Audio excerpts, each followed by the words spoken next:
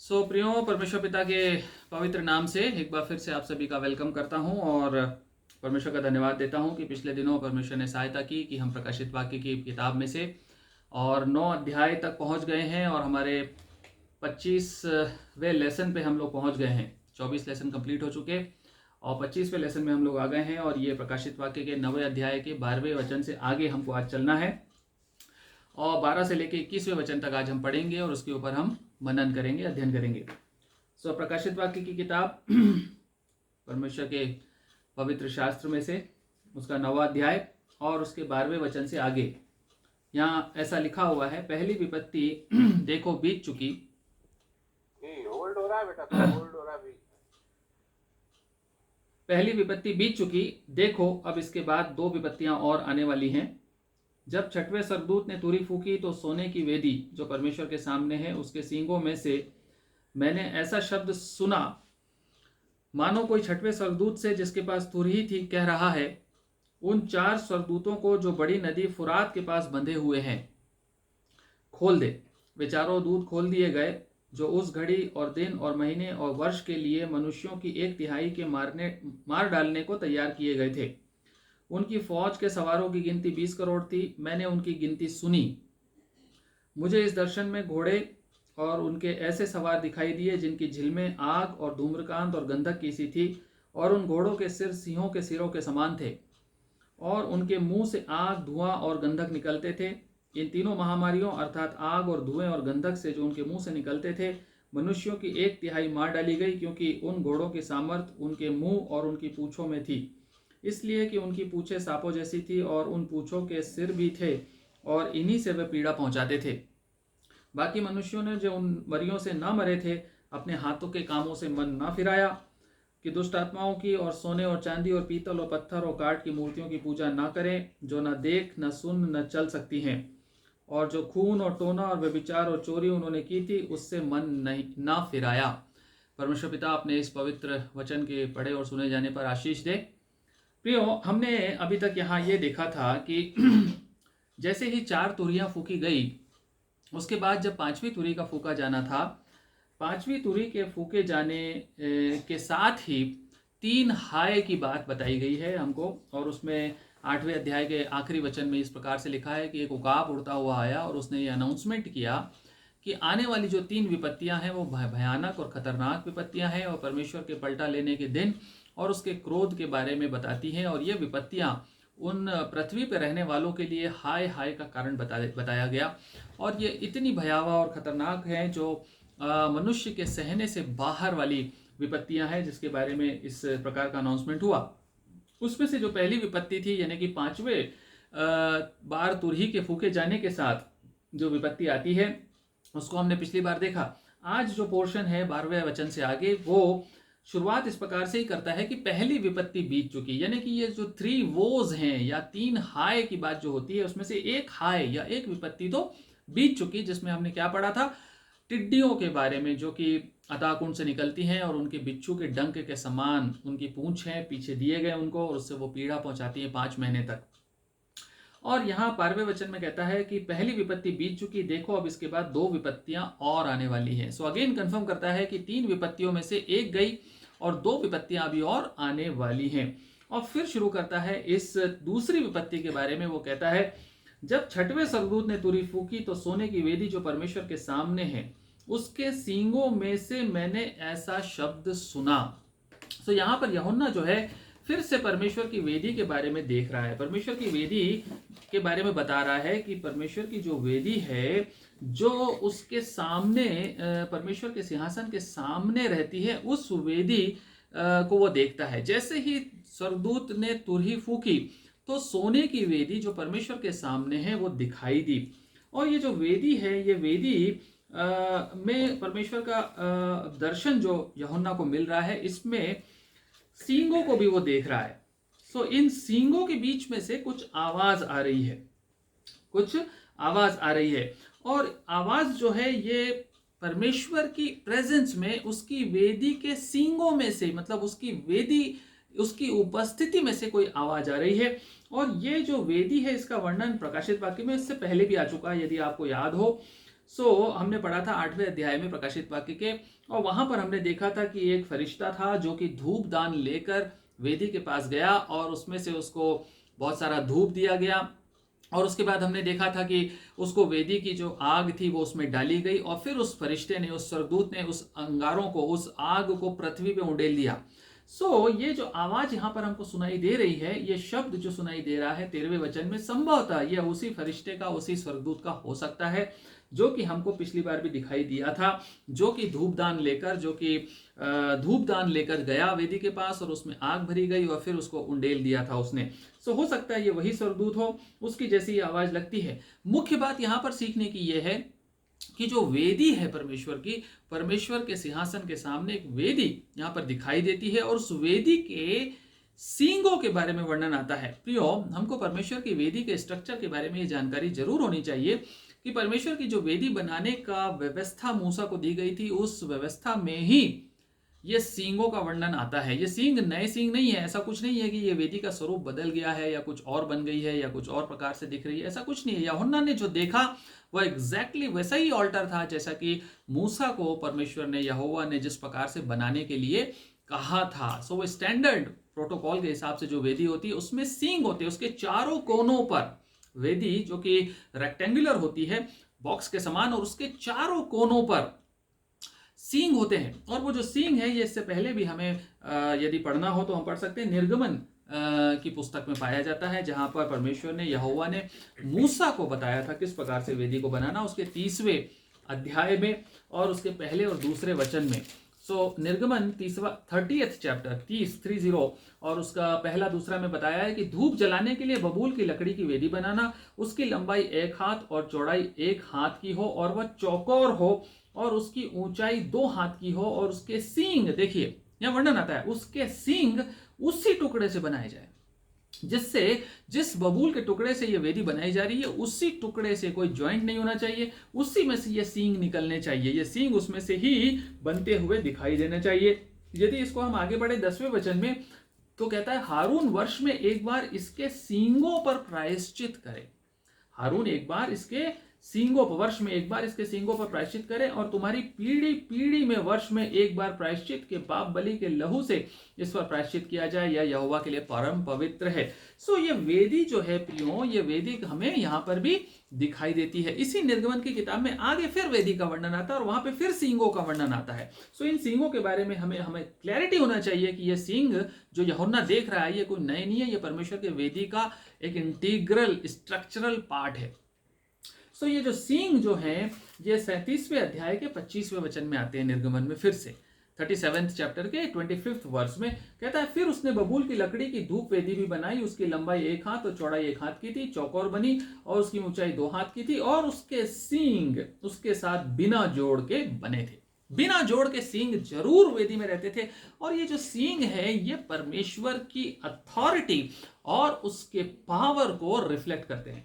ये सींग परमेश्वर की सामर्थ और उसके अधिकार का प्रतिनिधित्व करते हैं। जो परमेश्वर की वेदी में जो सींग है, ये सींग उसके अधिकार और उसकी सामर्थ को दिखाते हैं। और वेदी के बारे में हमने ये भी पढ़ा था प्रकाशित वाक्य में कि उस वेदी के नीचे वध किए गए विश्वासियों के दासों के प्राण हैं, और ये जो प्राण हैं, ये प्रार्थनाएं करते हैं, दुआएं करते हैं परमेश्वर से कि कब तक और कितनी देर प्रभु तू ठहरा रहेगा, और कब हमारे विरुद्ध जो अत्याचार किए गए अधर्मी लोगों के द्वारा उनका पलटा कब लेगा। ये वेदी से ही सारा जजमेंट जो है रिलीज हो रहा है। अभी आपने देखा था चौथे वाली तुरही के फूके जाने से पहले आपने देखा था वहां पर वेदी में ही भर के अंगारों को उंडेला गया। जब तुरहियां फूकना शुरू हुई उससे पहले वेदी के ही अंगारों को लिया गया, धूप मिलाई गई, प्रार्थनाएं सुनी गई और अंगारों को, और यहां पर भी वेदी के सींगों के बीच में से एक शब्द आ रहा है, और यही वेदी है जिसके नीचे बताया गया था कि प्राण है जो प्रार्थनाएं करते हैं। मतलब सारा कुछ जो रिडेम्पशन, पृथ्वी के अधर्म का समापन करने के लिए परमेश्वर से जो निवेदन किए जा रहे हैं, सब कुछ वेदी और वेदी से ही रिलीज हो रहा है। और 14वां वचन प्रकाशित वाक्य का जो 9वां अध्याय हमने पढ़ा, उसका जो 14वां वचन है वो क्या कहता है, वेदी के सींगों के बीच में से 13वां वचन कहता है उसको एक शब्द सुनाई दिया। ये शब्द किसका था ये लिखा नहीं है, इसलिए हम स्पेकुलेट नहीं करेंगे, लेकिन डेफिनेटली परमेश्वर के द्वारा ऑथराइज्ड किए गए किसी फरिश्ते, किसी स्वर्गदूत का शब्द रहा होगा। और परमेश्वर ने इस शब्द को पुकारे जाने के लिए अलाउ किया। और ये स्वर्गदूत एक तरह से दूसरे स्वर्गदूतों को कुछ इंस्ट्रक्शन दे रहा है। 14वें वचन में कहता है, मानो कोई 6वें स्वर्गदूत से जिसके पास तुरही थी कह रहा है, उन 4 स्वर्गदूतों को जो बड़ी नदी फुरात के पास बंधे हुए हैं खोल दे। यहां पर प्रियो एक थोड़ा सा स्ट्रेंज चीज आती है अभी तक के पैटर्न के हिसाब से।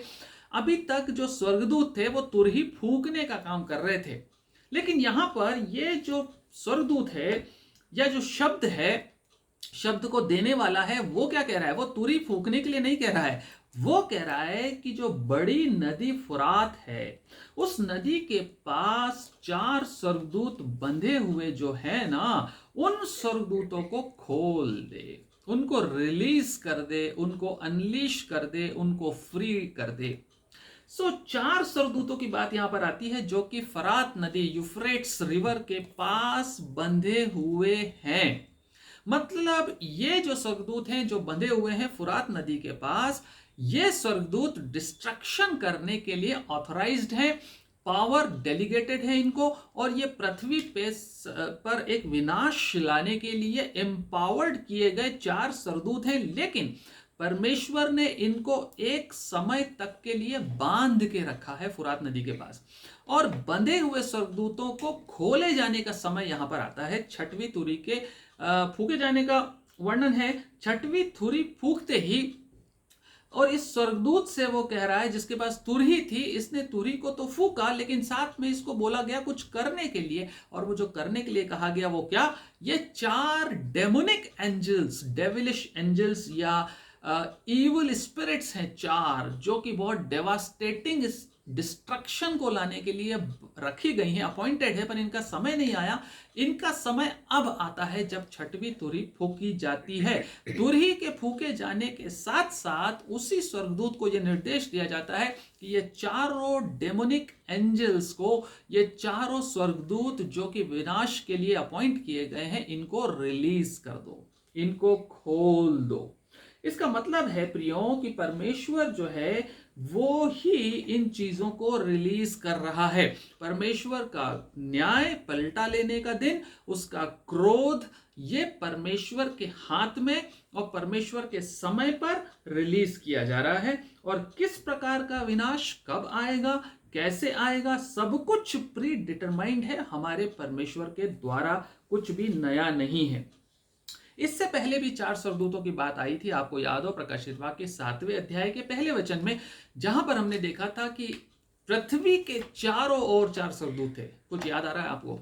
पृथ्वी के चारों ओर 4 स्वर्गदूत थे, और इन स्वर्गदूतों को विनाश करने के लिए छोड़ा जाने वाला था, लेकिन उससे पहले प्रधान स्वर्गदूत मिकाएल ने खड़े होकर कहा कि अभी रुक जाओ, पहले मुझे स्टैंपिंग कर लेने दो, सील्ड कर देने दो उन लोगों को जिनको परमेश्वर यहोवा ने सुरक्षा देने का वादा किया है। उनको परमेश्वर सुरक्षित रखना चाहता है। वो 4 स्वर्गदूत भी हमें दिखाई दिए थे, और यहां पे भी 4 स्वर्गदूत हैं, लेकिन ये 4 स्वर्गदूत फुरात नदी के पास बंधे हुए हैं। इसका मतलब ये 4 वो 4 नहीं है, इसलिए कंफ्यूज होने की जरूरत नहीं है। वो 4 स्वर्गदूत पृथ्वी के 4 कोनों में वायु को थामे हुए थे, परंतु ये 4 स्वर्गदूत बंधे हुए बैठे हुए थे, अपनी बारी का इंतजार कर रहे थे। कहां पर बंधे हुए थे?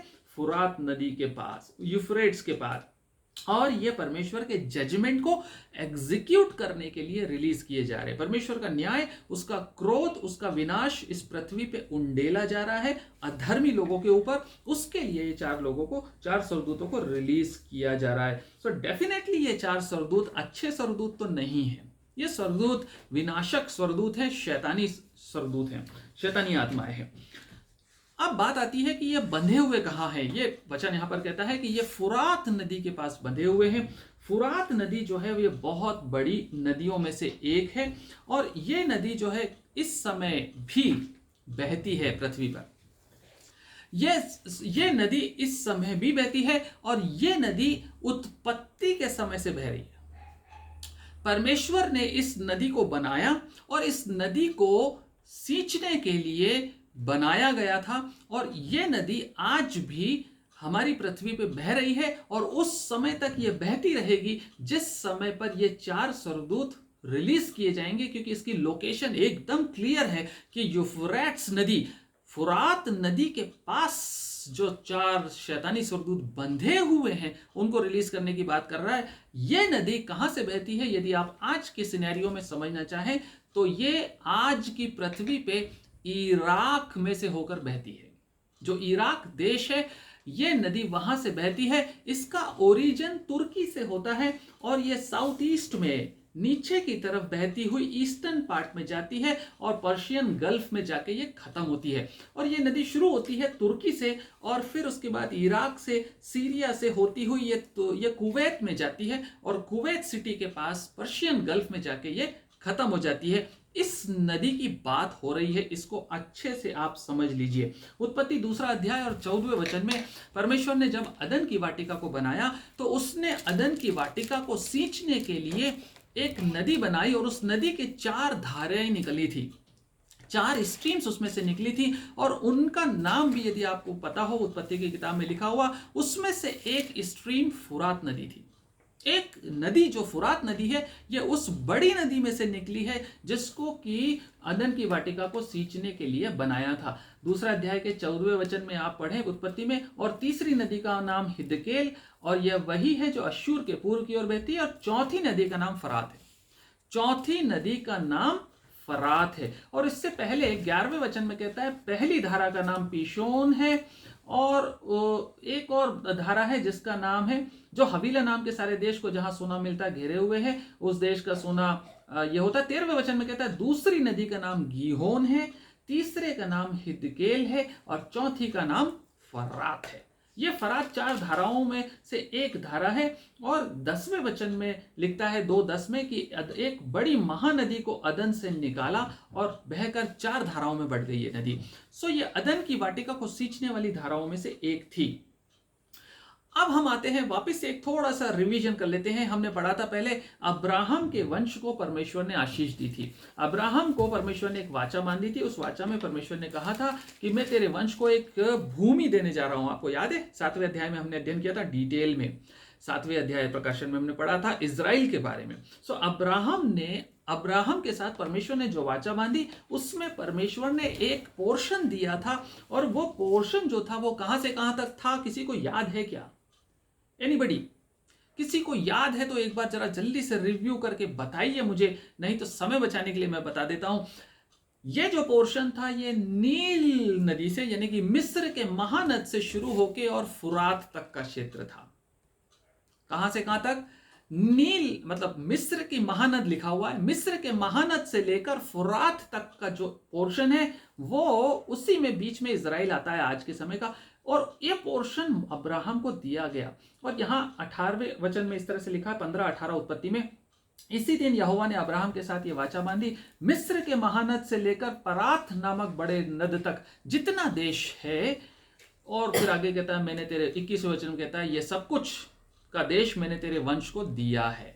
याद आ रहा है आप लोगों को? ये परात लिखा है, कहीं फरात लिखा है, कहीं फुरात लिखा है, लेकिन ये एक ही नदी है। कंफ्यूज मत होइएगा, इसी नदी का वर्णन हो रहा है यहां पर। और ये जो नदी है प्रियो, ये नदी एक सेंटर ऑफ फोकस रहने वाला है आने वाले दिनों में। It's a prophetic word. ये 6वीं तुरही जो फूकने जा रही है, ये फरात नदी के आसपास फूकने जा रही है। और आप यदि थोड़ा सा इतिहास पढ़ें तो ये जो फरात नदी का क्षेत्र है ये कभी भी शांत नहीं रहा। ये फरात नदी से लेकर इसके वेस्टर्न पार्ट में यदि आप चलेंगे, फरात नदी जहां से बहती है इसके वेस्ट की ओर यदि आप चलते जाएंगे तो परमेश्वर ने अब्राहम से जो वाचा बांधी थी, आप थोड़ा सा इमेजिन करिएगा और समझने की कोशिश करिएगा परमेश्वर के शब्दों में कितनी ताकत होती है, उसके शब्द कितने परफेक्ट होते हैं। उसने अब्राहम को बेस्ट दिया था दुनिया का।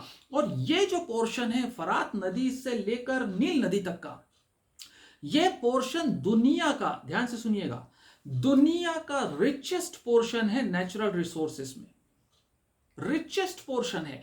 यहां इसको आज भी, आज के समय में भी इतिहासकार और जियोलॉजिकल एक्सपर्ट्स और जियोग्राफिकल एक्सपर्ट्स और मिनरोलॉजिकल एक्सपर्ट्स इस पोर्शन को फर्टाइल क्रीसेंट के नाम से पुकारते हैं।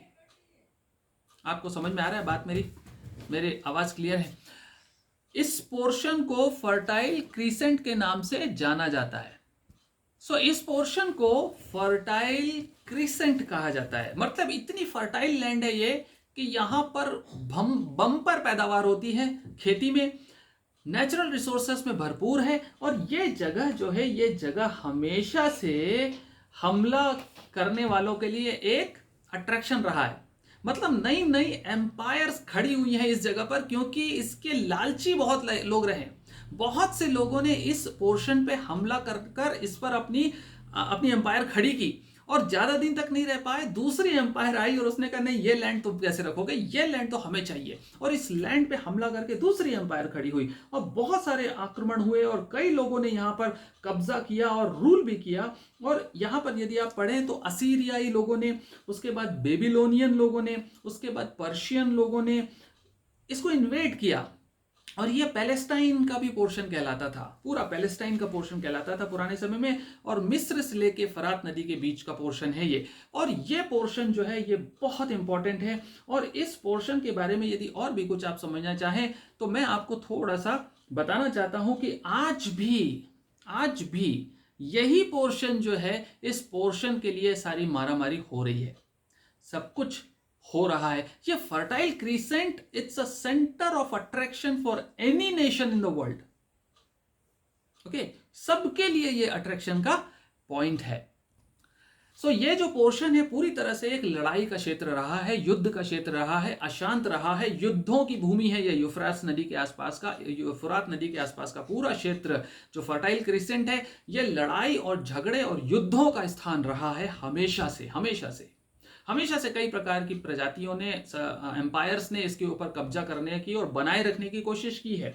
और अभी भी अफगानिस्तान में यही चल रहा है। आपको पता है अफगानिस्तान में क्यों झगड़े हो रहे हैं? कारण पता है आपको? अफगानिस्तान में ऐसा क्या है जिसके लिए झगड़े हो रहे हैं? ये सब कुछ परमेश्वर के वचन के अनुसार हो रहा है प्रियो। ये पूरा क्षेत्र पूरी दुनिया का सेंटर बना रहेगा अंत के दिनों में, ये बाइबल बताती है हमें। और अफगानिस्तान में नेचुरल रिसोर्सेस की खान है। आपको पता है अफगानिस्तान में कौन से चीजें मिलती हैं? वहां के नेचुरल रिसोर्सेस कौन से हैं पता है आपको? आपने लिथियम का नाम सुना है? लिथियम का नाम सुना है? आप लोग मोबाइल फोन यूज करते हैं, मोबाइल फोन में जो आपकी बैटरी है, वो बैटरी कौन सी एलिमेंट से बनी हुई है? कौन सा की इंग्रेडिएंट है उसका? वो है लिथियम। आपको पता है अफगानिस्तान में कितना लिथियम है? अफगानिस्तान में जो लिथियम है वो पूरी दुनिया के मोबाइल फोन्स बनाने के लिए पर्याप्त है। अकेला Afghanistan 3 trillion tons of lithium Afghanistan में रेयर अर्थ एलिमेंट्स हैं। जो आप लैपटॉप चलाते हैं, जो आप कंप्यूटर चलाते हैं, जो एलईडी टीवी चलाते हैं ना, उसके अंदर कुछ लेंथेनाइट्स और एक्टेनाइट्स बोलते हैं इन एलिमेंट्स को, रेयर अर्थ एलिमेंट्स होते हैं। ये एलिमेंट्स 1.7 ट्रिलियन टन्स कहां पर है? अफगानिस्तान में। और अमेरिका की रिपोर्ट है 2010 की, अमेरिकन यूएसजीएस की।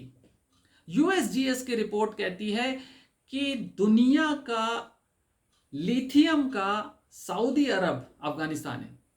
सऊदी अरब जो है वो ऑयल में पूरी दुनिया की डिमांड फुलफिल कर सकता है, इतना सरप्लस ऑयल है। उससे कंपेयर किया है अमेरिका ने अफगानिस्तान को। अफगानिस्तान के पास जो लिथियम है वो पूरी दुनिया के लिथियम के डिमांड को पूरा करने में काफी है। इतना ब्लेस्ड लैंड है ये। और चाइना अफगानिस्तान से ऐसे ही दोस्ती नहीं कर रहा है। चाइना अफगानिस्तान के पास इसीलिए जा रहा है क्योंकि इलेक्ट्रॉनिक्स और कंज्यूमर गुड्स में चाइना इकोनॉमिकली लीड करना चाहता है। सारी दुनिया की इकोनॉमी को कंट्रोल करना चाहता है चाइना अपने कंज्यूमर इलेक्ट्रॉनिक्स प्रोडक्शन के द्वारा। और इसके लिए जो की इंग्रेडिएंट जो उसको चाहिए वो अफगानिस्तान के पास है। हेलो, आप समझ रहे हैं ये सब कुछ? ये पोर्शन इतना ब्लेस्ड है अफगानिस्तान तक, मतलब ये यूफ्राट नदी के इस तरफ भी और इस तरफ भी इतना ब्लेस्ड पोर्शन है कि यहां लड़ाइयां होती रहेंगी। चलिए हम वचन पे चलते हैं जल्दी से, बिना टाइम गंवाए। जो वॉर और जो युद्ध आपने पढ़े हैं और इतिहास में देखे हैं, ये कुछ भी नहीं है उस भयानक युद्ध के सामने जो होने जा रहा है। उसका 1% भी नहीं है। यदि आप ईरान इराक वॉर को बड़ा मानते हैं यदि आप अफगानिस्तान अमेरिकन वॉर को बड़ा मानते हैं, यदि आप तालिबानों का हमला और इनकी जो क्रूरता है इसको बड़ा मानते हैं, तो भूल जाएंगे ये सब यदि आप 16वां अध्याय पढ़ेंगे प्रकाशित वाक्य का और उसको समझेंगे। आने वाले दिनों में हम एक भयानक महायुद्ध होने जा रहा है इसी पोर्शन में, और ये सब वॉर्स उसके सामने बौने हो जाएंगे। प्रियो, परमेश्वर का वचन बताता है ऐसा इस प्रकार की तबाही इस क्षेत्र में आने वाली है। ये बिब्लिकल प्रोफेसी है। और प्रियो 15वां वचन जो हमसे कहता है यहां पर, वो ये कहता है कि जो चारों दूत खोल दिए गए जो उस घड़ी और दिन और महीने और वर्ष के लिए मनुष्यों की 1/3 को मार डालने के लिए तैयार किए गए थे। यहां पर एक बहुत अच्छी बात सीखने की यह है कि ये दूत कब खोले गए? उस घड़ी और दिन और महीने और वर्ष के लिए तैयार किए गए थे। इसका मतलब क्या हुआ? इसका मतलब यह हुआ कि परमेश्वर का जो टाइम टेबल है वो फिक्स्ड है, वो प्रीडिटरमाइंड है, और परमेश्वर दुनिया के कैलेंडर से नहीं चलता। यदि कोई ये भविष्यवाणी करता है कि यीशु मसीह 20 जून को आने वाला है, यीशु मसीह 2025 में आने वाला है, और ये जो लड़ाइयां हैं ये एंटी क्राइस्ट आ गया और ये हो गया और ये इस डेट तक हो जाएगा, इस प्रकार की डेट फिक्सेशन करने का हमको कोई स्पेकुलेट करने का कोई अधिकार नहीं, क्योंकि परमेश्वर है। उसके पास एक सोवरेन टाइम टेबल है जिसको उसने बना के रखा आदि से पहले। उसने कोई suddenly, nothing has taken him for a surprise, nothing came as an accident to him. उसके सामने कोई भी चीज कोई अचानक से होने वाली दुर्घटना नहीं है कि उसके लिए उसको कुछ करना पड़ गया। नो, उस घड़ी, उस दिन, उस आवर, उस दिन, उस महीने और उस साल को भी परमेश्वर ने तय कर रखा है जिसके लिए यह स्वर्गदूत बांधे गए थे। और उस घड़ी को आते ही परमेश्वर कहता है आप खोल दो, नाउ इज द टाइम। सो परमेश्वर हमारा सोवरेन गॉड है, उसका जो सोवरेन कैलेंडर है, उसका टाइम टेबल है, उसको हमको समझने की जरूरत है। यीशु मसीह ने खुद कहा था कि उस घड़ी और उस दिन के बारे में कोई नहीं जानता, उस सेकंड और उस आवर और डे के बारे में भी हमें नहीं पता, लेकिन केवल और केवल परमेश्वर को पता है। इसलिए हम कभी भी डेट फिक्स ना करें। दूसरी बात यहां पर कहता है कि परमेश्वर अपने टाइम टेबल पे सब काम करने जा रहा है, उसका समय आते ही ये चीजें होने लगेंगी। और दूसरी चीज कहता है कि 1/3 को मार डालने के लिए तैयार किए गए। 1/3 population of the world will be killed by these 4 angels. आप समझ रहे हैं कितने भयावह एंजल होंगे ये? यदि उस समय दुनिया की आबादी एग्जाम्पल के लिए 9 अरब होगी तो 3 अरब लोगों को नष्ट कर देंगे ये 4 एंजल्स मिलके। ये 4 दूत जो शैतानी स्वर्गदूत हैं, ये 3 अरब के आसपास लोगों को मार डालेंगे क्रूरता से। आज कुछ हजार लाख 20वीं शताब्दी में जितने युद्ध हुए हैं और जितने एक्सीडेंट्स हुए हैं, इन सबको भी आप जोड़ लेंगे तो भी 3 अरब नहीं आएगा। पूरी सेंचुरी की मौतों को जोड़ लीजिए, युद्धों से जो मरे हैं उन सबको भी जोड़ लेंगे तो 3 अरब लोग नहीं होते हैं। प्रियो, ऐसा युद्ध होने जा रहा है, ऐसा भयानक डिस्ट्रक्शन करने के लिए परमेश्वर छोड़ रहा है इन 4 स्वर्ग दूतों को। ओके, आपने देखा अभी तक जो तुरहियां थी वो क्या कर रही थी? चारों तुरहियां जब फूकी गई तो क्या हुआ? किसी मनुष्य की मौत नहीं हुई थी अभी तक। अभी तक जो तुरहियां फूकी जा रही हैं उसमें प्रकृति का विनाश हो रहा है, उसमें 1/3 ग्रीनरी खत्म हो रही है, उसमें जो प्लेनेटरी ऑब्जेक्ट्स हैं वो डार्क हो रहे हैं, उसमें पानी के स्रोत गंदे हो रहे हैं, और उसमें 5 महीने तक पीड़ा दी जा रही है। लोग मरने की लालसा तो करेंगे, 5वीं तुरी में लोग मरने की लालसा तो करेंगे, लेकिन मरेंगे नहीं। वो कब मरेंगे? वो 6वीं तुरी फूकते ही इकट्ठे मरना शुरू होंगे। 1/3 आबादी को मारने के लिए दूतों को रिलीज कर रहे हैं। वो घड़ी अब आ गई जब कि मृत्यु आएगी और बहुतायत से आएगी, जैसा इतिहास में कभी नहीं आई उस प्रकार की मृत्यु आएगी। क्या आप कुछ अंदाज लगा सकते हैं अब कितनी आबादी खत्म हो गई? इस समय तक पृथ्वी की कितनी आबादी खत्म हो गई? Any calculation? मैथमेटिक्स वाले बता सकते हैं जिन्होंने थोड़ा बहुत मैथमेटिक्स पढ़ा है। आपको याद है जब मोहरें खुल रही थी वहां पर एक पीले घोड़े का घुड़सवार था, याद है किसी को? एक पीले घोड़े का घुड़सवार था जिसका नाम मरी और मृत्यु था। वो चल रहा था, भाग रहा था। उसने कितने लोगों को मारा था, याद है आपको? कितने लोगों को मारा था? कितनी पृथ्वी के ऊपर उसको मारने का अधिकार मृत्यु को दिया गया था? 1/4 को, 1/4 आबादी वहां खत्म हो चुकी थी। यदि 100 आबादी थी, दुनिया की आबादी 100% मान ले, तो 25% आबादी वहां पे मर चुकी थी। अभी हमारे पास 3/4 आबादी बच रही है। इस 3/4 आबादी का यानी कि 75% का 1/3 ये 4 सरदूत मार देंगे। तो टोटल कितने मर गए? कितने मर गए? इस पृथ्वी की टोटल मनुष्यों की आबादी का आधा खत्म हो जाएगा। 25% वहां मरे थे और 75 का 1/3 बचे हुए 75 का 1/3 यानी अनदर 25% यहां मर जाएंगे। इसका मतलब है 50% human population will be destroyed and vanish by this time. Only half of the population will be remnant. जब ये 4 लोगों को, 4 दूतों को छोड़ दिया जाएगा। ये नंबर खतरनाक है। मैंने आपसे कहा यदि 8 अरब लोगों को भी मान ले, 8.5-9 अरब लोगों को मान ले, तो 4 से 5 अरब लोग मर चुके होंगे। प्रियो, यहां पर मैं आपको फिर से एक बार याद दिला दूं, परमेश्वर अनुग्रहकारी और दयालु परमेश्वर है। उसका उद्देश्य ये कभी नहीं रहा कि वो नष्ट करे मानव जाति को। कभी भी परमेश्वर खुश नहीं होता किसी के मारे जाने से। हमने पढ़ा था यिर्मयाह 33:11। परमेश्वर किसी दुष्ट व्यक्ति के मरने से कुछ भी प्रसन्न नहीं होता। पर क्या चाहता है? पर वो चाहता है कि हम मन फिरा लें। वो उसका उद्देश्य आधी आबादी को नष्ट करने का नहीं था। उसका उद्देश्य बची हुई आधी आबादी को मन फिराव के लिए तैयार करना था। ये जो जजमेंट परमेश्वर रिलीज कर रहा है, अधर्मियों को नष्ट कर रहा है, ये एक नजीर बना के रख रहा है उन लोगों के सामने जो आधे अभी भी जिंदा रहेंगे इस समय तक। और ये लोग कम से कम इन आधों के मरने से, इन आधों की विपत्तियों और पीड़ाओं को देखकर मन फिरा ले। परमेश्वर का उद्देश्य ये है। परमेश्वर ये चाहता है कि आते आते भी ये लोग मरने से पहले अपने मन को मेरी ओर फेर लें। लेकिन ये पूरा पैसेज ये बताता है अंत में जाके कि इन आधे लोगों ने भी इतना कुछ होने के बाद भी मन नहीं फिराया। ये पैसेज हमको बता रहा है लास्ट में जाके। प्रियो, आगे का वचन ये कहता है, 16वां वचन कहता है, उनकी फौज के सवारों की गिनती 20 करोड़ थी। मैंने उनकी गिनती सुनी। ये जो 4 स्वरदूत हैं, ये 4 स्वरदूत कमांडर्स हैं। इनके कमांड में कितने लोग हैं? इनकी फौज है पूरी। इनकी फौज जो है वो 20 करोड़ सैनिकों की है। 20 करोड़ घुड़सवार हैं इसके पास। और ये 20 करोड़ जो घुड़सवार हैं, ये 20 करोड़ घुड़सवार के बारे में यदि नंबर की बात करें हम, तो ये एकदम लिटरल नंबर है। क्योंकि आगे लिखता है, मैंने उनकी गिनती सुनी।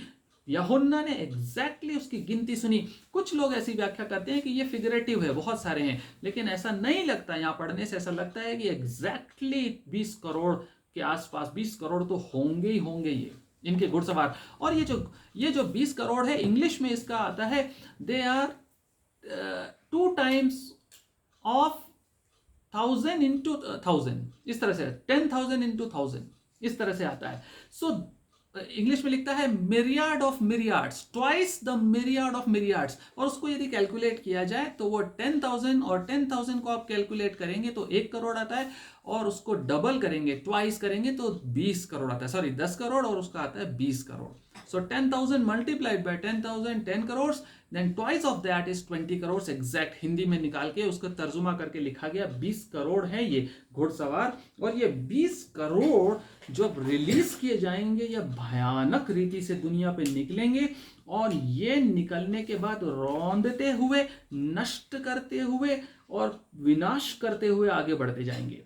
और 17वां वचन कहता है, मुझे इस दर्शन में घोड़े और उनके सवार, आप घोड़ों का वर्णन करता है और उनके सवारों का, मतलब घोड़े और उनके राइडर्स कैसे दिखे, उसको दिखाई दिए, जिनकी झिलमें आग और धूम्रकांत और गंधक की सी थी। इनकी जो ब्रेस्ट प्लेट्स हैं, जो कि युद्ध में पहनी जाती हैं, आपको याद है रोमन सोल्जर्स ऐसी पहना करते थे, तो यहाँ पर इस प्रकार की ब्रेस्ट प्लेट्स पहने हैं ये, जो कि आग के समान और धूम्रकांत के समान और गंधक के समान है। और इंग्लिश में ये जो वर्ड आता है वो आता है फायर, सफायर और सल्फर आता है यहाँ पर। इसको हेसेंथ ब्लू भी कहा जाता है सफायर को इसमें से, और कुछ तर्जुमे में इसको सफायर भी लिखा हुआ है। लेकिन ये जो झिलमें हैं, ये झिलमें दोनों के पास हो सकती हैं। घोड़ों की भी झिलमें हैं, ब्रेस्ट प्लेट्स हैं, और घुड़सवारों की भी ब्रेस्टप्लेट्स हैं, दोनों तैयार हैं, दोनों युद्ध के लिए निकले हैं, दोनों पहने हुए हैं। लिखा हुआ है यहाँ कि घोड़े और उनके सवारों के झिलमे, मतलब दोनों के पास ये ब्रेस्टप्लेट्स हैं।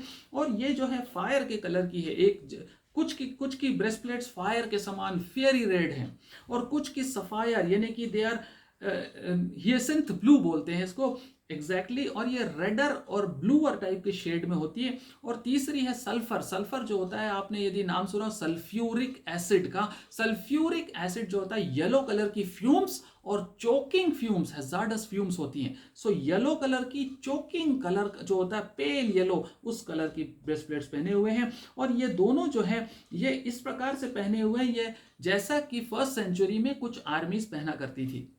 फर्स्ट सेंचुरी में कुछ आर्मीज इस प्रकार की ब्रेस्टप्लेट्स को पहना करती थी। सो पहली सेंचुरी में कुछ आर्मीज हुआ करती थी, जैसे कि पार्थियन आर्मीज होती थी, उसमें वो घोड़े भी झिलमे पहनते थे और सवार भी पहनते थे, वैसा ही इसको दिखाई दे रहा है यहाँ पर। और 17वें वचन में कहता है उनकी झिलमे आग और धूम्रकांत और गंधक की सी थी, और उन घोड़ों के सिर सिंहों के सिरों के समान। घोड़े हैं लेकिन उनके हेड कैसे हैं, शेर के समान है। और ये शेर कैसा होना चाहिए, शेर के समान सिर का मतलब है कि उनके दांत भी शेर के समान होंगे, फाड़ खाने वाले। सो ये जो है फियरसम अपीयरेंस है इनका, एक हॉरिबल अपीयरेंस है, खतरनाक मुंह दिख रहा है, तीखे दांत हैं, नुकीले दांत हैं, मजबूत जबड़े हैं जो फाड़ खाने के लिए तैयार हैं। और ये दुश्मनों के मन में डर पैदा करने के लिए काफी होंगे। घोड़े और शेर के समान चेहरे इनके, और इनके मुंह से क्या निकल रहा है, आगे कहता है और उन घोड़ों के सिर सिंहों के सिरों के समान थे, और उनके मुंह से क्या निकल रहा है, आग, धुआं और गंधक। वाह, आग, धुआं और गंधक परमेश्वर के न्याय को बताता है। प्रियो, परमेश्वर जब डिस्ट्रॉय करता है कुछ चीजों को पृथ्वी की, तो वो आग और गंधक की बात करता है। यदि आपको याद हो, उत्पत्ति 19वें अध्याय में सदोम और गमोरा के ऊपर जब परमेश्वर ने आग बरसाई, तो क्या कैसी आग थी, आग और गंधक थी वहां पे भी। और उसको जब पलट कर देखा लूत ने, तो क्या दिखाई दिया, भट्टी में से निकलता हुआ, धधकते हुए भट्टे के धुएं के समान पूरा शहर तबाह दिख रहा था, धुआं उठता हुआ दिख रहा था उस नगर से। यदि उत्पत्ति 19 और उसके 24वें वचन में आप पढ़े तो वहां लिखा है, तब यहोवा ने अपनी ओर से सदोम और अमोरा पर आकाश से गंधक और आग बरसाई। ये इनके मुंह से निकल रही है। सो परमेश्वर का जजमेंट है। परमेश्वर ने जैसे सदोम और अमोरा को सत्यानाश बर्बाद किया अपने आग और गंधक से, एग्जैक्टली वैसा ही विनाश परमेश्वर इन शैतानी दूतों के मुंह से निकलने वाली आग से करने जा रहा है। और आग और धुआं और गंधक। और 28वां वचन कहता है 19-28 उत्पत्ति का, और सदोम और अमोरा और उस तराई के सारे देश की ओर आंख उठाकर क्या देखा कि उस देश में से धधकती हुई भट्टी का सा धुआं उठता हुआ दिखाई दे रहा है। सो ये धुआं क्या बताता है, ये धुआं जो है ये परमेश्वर की ओर से की गई बर्बादी को, विनाश को दिखाता है। और यहाँ पर जैसे कि हम देख रहे हैं कि इन लोगों के पास कोई भी ना तो एरो है, ना गन्स हैं, ना इनके पास कोई टारगेट तोपे हैं, ना कोई इनके पास रॉकेट लॉन्चर हैं, परंतु इनके मुंह से कुछ आग निकल रही। और ये जो आग है ये बर्बाद कर रही है पूरे देश, पूरी दुनिया के 1/3 पॉपुलेशन को मार रही है, 1/3 पॉपुलेशन को। इन तीनों 18वां वचन कहता है, इन तीनों महामारियों, आग और धुएं और गंधक से जो उनके मुंह से निकलते थे, मनुष्यों की 1/3, 1/3 मार दी गई, 1/3 मार दी गई। 19वां वचन कहता है, इन घोड़ों, क्योंकि उन घोड़ों की सामर्थ उनके मुंह और उनकी पूंछों में थी, इसलिए कि उनकी पूंछें सांपों जैसी थी और उन पूंछों के सिर भी थे, और इन्हीं से वे पीड़ा पहुंचाते थे। अब आप यहाँ पर देखिए कि घोड़ों के बारे में कह रहा है कि इन घोड़ों की सामर्थ उनके मुंह में थी और पूंछों में थी, और उनके सिर में, उनके मुंह से क्या निकल रही थी, गंधक और आग निकल रही थी, जो कि विनाश कर रही थी, मतलब लोगों को मार डालने के लिए थी। और इनकी पूंछें जो थी, इनकी पूंछें सांपों के समान थी, उनके सिर सांपों के समान थे। और ये सांप क्या करते थे, ये सांप पीड़ा देने के लिए दिए गए थे।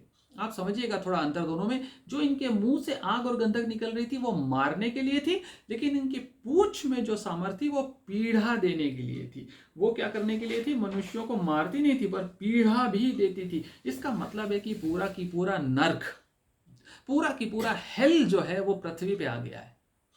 पूरा की पूरा पृथ्वी, मतलब ये किलिंग जो है ये फिगरेटिव नहीं है, ये रियल है।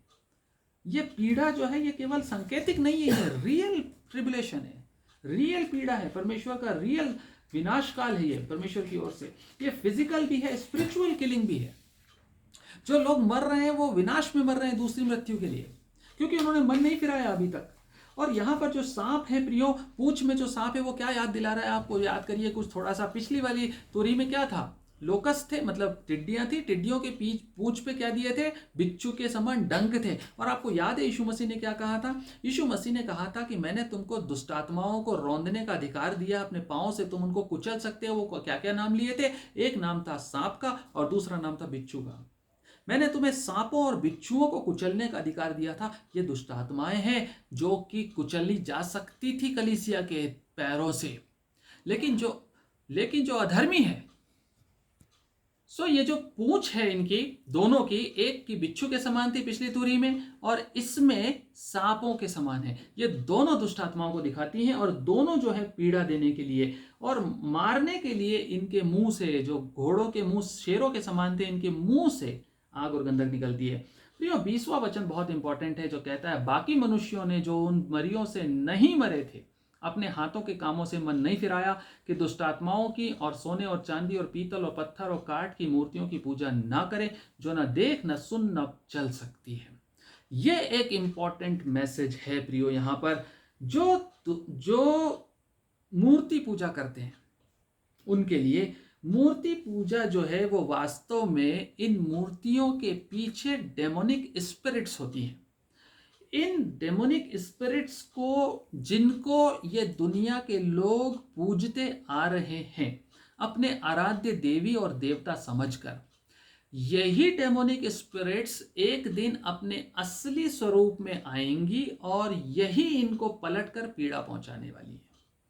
और परमेश्वर इन चीजों को दिखाएगा मनुष्य जाति को कि जिनकी तुमने पूजा की, जो मूर्तियां थी, जो काठ की थी, सोने की थी, पीतल की थी, चांदी की थी, जो न देख सकती थी न चल सकती थी, इनके पीछे जो दुष्ट आत्माएं थी, इनको तुमने पूरी जिंदगी पूजा, इनकी वर्शिप की, लेकिन तुमने इन मूर्तियों की पूजा नहीं की। तुमने इनके पीछे जो हिडन डेमोनिक स्पिरिट्स हैं उनकी पूजा की, उनको गले लगाया, लेकिन तुम जिंदगी भर धोखे में रहे, क्योंकि इनका असली स्वरूप ये मूर्तियां नहीं थी, पर इनके पीछे जो डीमंस हैं वो थे और इनका असली स्वरूप ये है जो तुम देख रहे हो। और मजे की बात यह कि जो लोग नहीं मरे, जो लोग मर गए, वो तो अब कुछ नहीं कर सकते क्योंकि उन्होंने तो अपने कर्मों का, अपने किए का फल भुगत लिया। लेकिन जो आधी आबादी जिंदा है, वो आधी आबादी अभी भी मन नहीं फिरा रही है। वो मन नहीं फिरा रही है, बल्कि वो इन विपत्तियों के लिए परमेश्वर को कर्स करेंगे उस समय। आप समझ रहे हैं? जो बचे हुए लोग हैं वो परमेश्वर पिता के खिलाफ कुड़कुड़ाएंगे, बुड़बुड़ाएंगे, परमेश्वर को बुरा बुरा कहेंगे। क्यों? क्योंकि ये विपत्तियां जो डाली जा रही हैं अधर्मी लोगों के ऊपर, परंतु वो परमेश्वर के पास मन फिरा कर नहीं आएंगे अभी भी कि परमेश्वर हमसे गलती हुई, तूने हमें जीवन दिया है, अभी भी हम जीवित हैं, हम मन फिराते हैं, पश्चाताप करते हैं, अपने क्रोध को थाम ले। जो विपत्ति, जो क्रोध तू इन लोगों पे डाल के इनको तूने खत्म कर दिया, ऐसे ही हम लोग भी हैं, पर हम बच गए हमारे मनों से, हम पश्चाताप करते हैं, हमें तू बचा ले। प्रियो, आपको मालूम है हम नरक में क्यों जाएंगे? यदि हम में से कोई जाएगा, या ये लोग यदि नरक में जा रहे हैं, क्यों जाएंगे? क्योंकि वो पापी हैं इसलिए नहीं। वो पापी हैं इसलिए नरक में नहीं जाएंगे, वो इसलिए नरक में जाएंगे क्योंकि उन्होंने रिपेंट नहीं किया। आप समझ रहे हैं बात को? We don't go to hell because we are sinners. Everybody is a sinner. Bible बताती है हर एक ने पाप किया और परमेश्वर की महिमा से रहित है। कोई भी ऐसा नहीं। यदि हम कहें, पहला यूहन्ना, यदि हम कहें कि हमें कुछ पाप नहीं, तो हम झूठ बोलते हैं, हमें कुछ भी सत्य नहीं। परमेश्वर ये कहता है कि सब ने पाप किया है, लेकिन सब ने मन नहीं फिराया। We go to hell or we will go to hell because of lack of repentance. हम मन नहीं फिराएंगे इसलिए नष्ट होने जा रहे हैं। जिन्होंने मन नहीं फिराया उनको नष्ट करने जा रहा परमेश्वर। परमेश्वर आपके पाप की वजह से आपको आपको नर्क में नहीं धकेलता, परंतु परमेश्वर आपको मन फिराव का अवसर देने के बाद भी आपके मन न फिराने की वजह से आपको नर्क में डालने जा रहा है। ये विपत्तियां उन लोगों पर आ रही हैं, और ये मोहरें और ये तुरहियां और आने वाले समय में जो कटोरे हैं विपत्ति के, ये कटोरे, ये प्याले, ये कप्स, ये जो बातें हैं, ये बार बार फाइनल ऑफर दे रही है रिपेंटेंस का। Final, this is the final offer. बची हुई आबादी अभी भी मन फिरा ले, लेकिन फिर भी ये मन नहीं फिराते। और प्रियो, परमेश्वर जो है ये इन बातों को बताता है कई जगह पर। यदि पढ़ना चाहें, समय नहीं अभी, व्यवस्था विवरण में पढ़ सकते हैं 32वें अध्याय में, कि कई लोगों को मन फिराव का अवसर देता है प्रभु, लेकिन वो मन नहीं फिराते। पहला कुरिन्थियों 8वें अध्याय में भी कहता है कि मैं बार बार मन फिराव का अवसर देता हूं, लेकिन मन नहीं फिराते। व्यवस्था विवरण 32:16 से 18 में आप पढ़ सकते हैं। सो वहां पर जो है ये मूर्तियों की पूजा करते रहे। 16वें में कहता है, उन्होंने पराई देवताओं को मानकर उसमें जलन उपजाई, परमेश्वर में जलन उपजाई, और घृणित कर्म करके उसको रिस दिलाई। आगे आप पढ़ें इस तरह से। इसी तरह पहला कुरिन्थियों 8वें अध्याय के 4 वचन में इसी तरह की बात आती है। पहला कुरिन्थियों 10वें अध्याय के 20वें, जो बार बार परमेश्वर को रिस दिलाते हैं, जो न चल हमारे परमेश्वर यहोवा, परमेश्वर के विराट स्वरूप को छोटी छोटी मूर्तियों में और दुष्टात्माओं में वो देखते हैं। उस परमेश्वर को, ऐसे परमेश्वर का निरादर करते हैं, और इस प्रकार से वो रिस दिलाते हैं। तो पहला कुरिन्थियों 8वां अध्याय और इसका 4 वचन कहता है, अतः मूर्तियों के सामने बलि की हुई वस्तुओं के खाने के विषय में हम जानते हैं कि मूर्ति जगत में कोई वस्तु नहीं, और एक को छोड़ और कोई परमेश्वर नहीं। और इसी का 10वें अध्याय का 20वां वचन कहता है, वरन यह है कि अन्य जाति जो बलिदान करते हैं वे परमेश्वर के लिए नहीं परंतु दुष्टात्माओं के लिए बलिदान करते, और मैं नहीं चाहता कि तुम दुष्टात्माओं के सहभागी हो। सो प्रियो, यहाँ पर हम सीखते हैं 20वें वचन में। अब 21वें वचन में चलते हैं जल्दी से, आखिरी बात आज के अध्ययन की।